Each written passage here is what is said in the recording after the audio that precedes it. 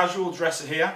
I'm bringing you a video today on the Paninaro magazine. I said about 2 weeks previous that I was going to do a review of this magazine because it is absolutely class. Before I review the magazine, I'm going to show you a recent pickup that I got. Now, I know that lots of people again will say that Nike is not for casuals. However, I have to show this one off. So as you will know, I've just started collecting Nike from possibly about 5 months ago. And these are my latest pair. It's the Chunky Dunkies. They cost me an absolute arm and leg. They're dead stock. And one of the reasons why I didn't jump into getting them straight away was because of all the fakes out there. And I didn't want to be splashing near £1,000 on a pair of trainers.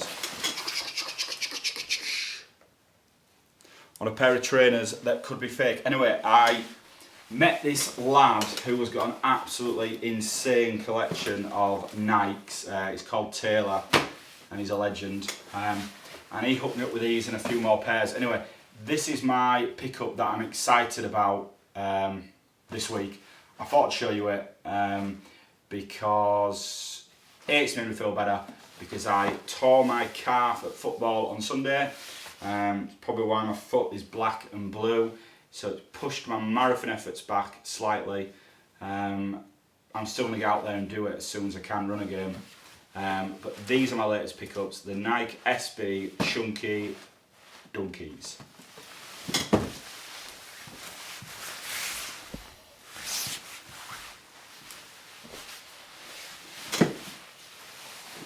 Okay, so these two bad boys are the reason why you are here and watching this video. It's the Paninaro magazine. I'm going to try and systematically take you through what you might want to know about this magazine. But here they are. So there's been 2 issues so far, issue 1 and issue 2. Issue 1 came with a little collector's card, which was nice. Shots the camera. Okay. Now the Paninaro is it's a subculture that looks at and deals with the music scene, the fashion scene, the football scene.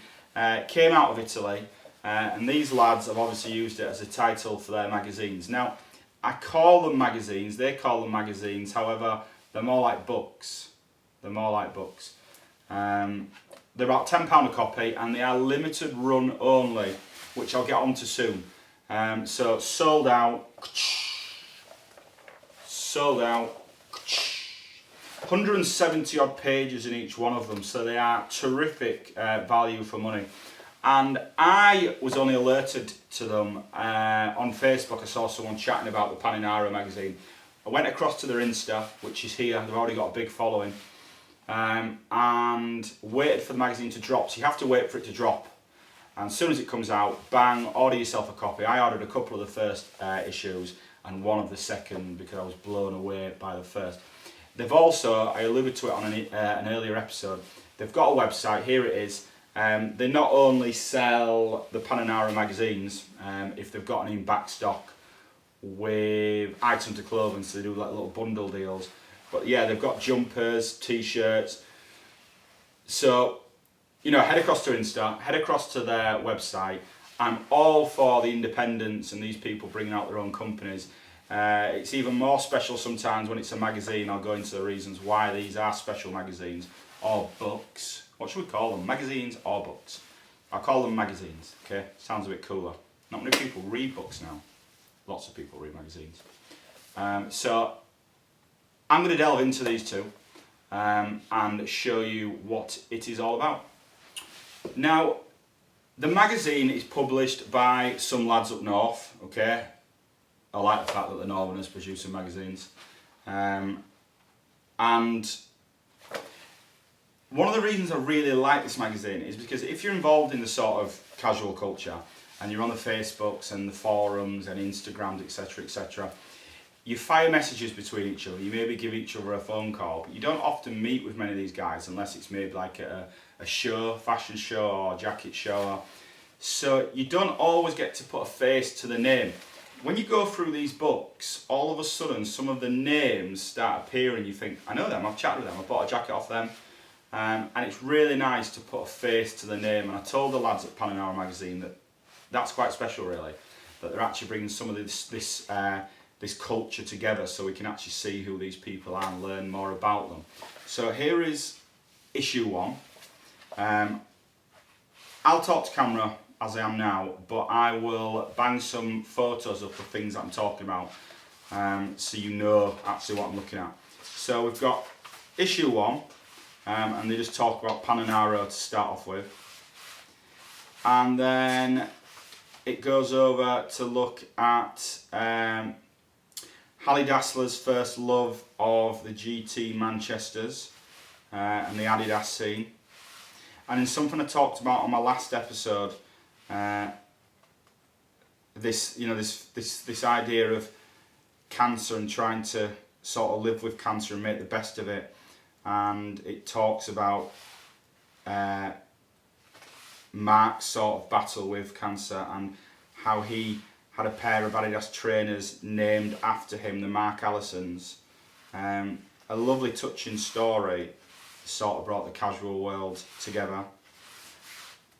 Okay, I'm going to fast forward to page 42, King Carlos. So Carlos Ruiz, and his picture here. I don't need to show it to the camera, do I? If I can just show you it. You'll be able to see it now. So Buenos Aires in Argentina, huge collection of Adidas. If you go onto YouTube and type in soul searching Adidas Specials, their team went across Gary Aspen and some buyers of Adidas to go and buy some of his gear and see what he's got. So in England, obviously, people buy and trade, and these trainers move around really quickly. But at this particular store, he's just got thousands and thousands of pairs of dead stock Adidas, which have just been there for so many years. And they hunt through them, try and pick some of the grails that they'd like to bring back to England. Half the boxes, as they open them, have just completely wasted away due to the environment over there. So the soles have completely crumbled away, but they're just basically looking through a history of Adidas almost from start to the end. So there's a lovely piece here. It features Ian Brown, Noel Gallagher, and Gary Aspen himself. So that's a fantastic read.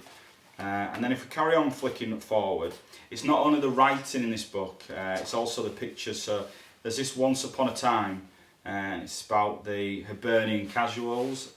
And one of the writers of the magazine, the producer of the magazine, spends a day with them during a match day. And yeah, the writing's fantastic, but the pictures are absolutely out of this world. There's a guy stood there looking over Easter Road. And yeah, you could cut these magazines up, to be fair. If you want just to cover your walls in casual pictures, they are absolutely brilliant for that. And the person who did these pictures was called Brian Sweeney. I don't know who Brian Sweeney is, but he is a fantastic photographer. And I'm going to skip to the end of the first issue before we go on to the second one, and give a huge shout out for these guys, similar to me, trying to promote the independent casual sellers. So you'll see here that Archivio 85, who I've spoke about before and showed his Instagram, he's got an advert in there. Stand, the North Curve, and then there's a little, it reminds me a little bit here of Men's Health and FHM, where they'll show some of the casual items and where you can buy them. So there's Paninaro bobble hats, bourbon, there's an Adidas Gore-Tex jacket. It's just lots of nice casual stuff. You'll never get bored reading it. There's so much stuff. Sometimes you flick back through it again and you see something different you missed the first time.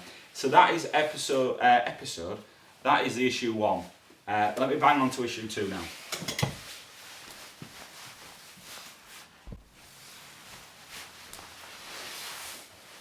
Okay, issue number 2.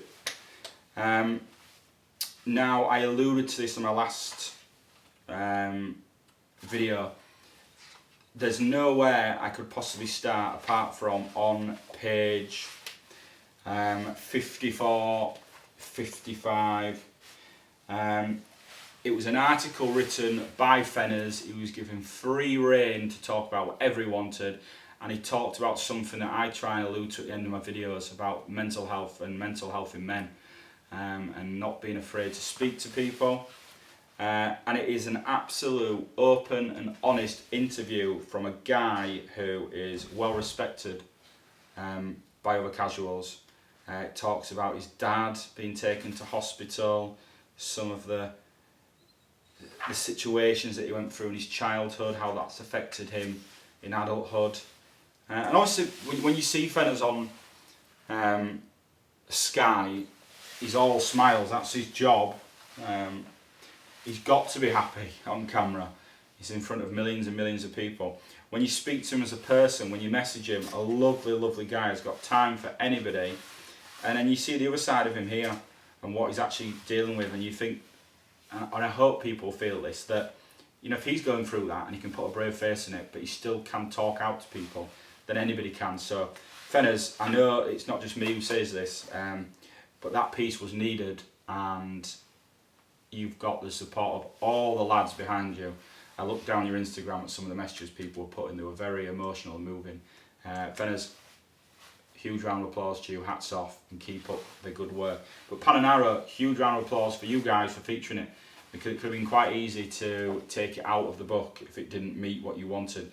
But it's something you did want in there, and hats off to you guys too.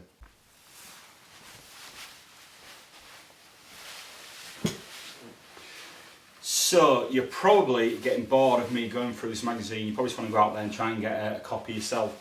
I'm going to skip forward massively through this. So as always, the magazine will feature a lot about football, a lot about music, and the ups and downs of life, really.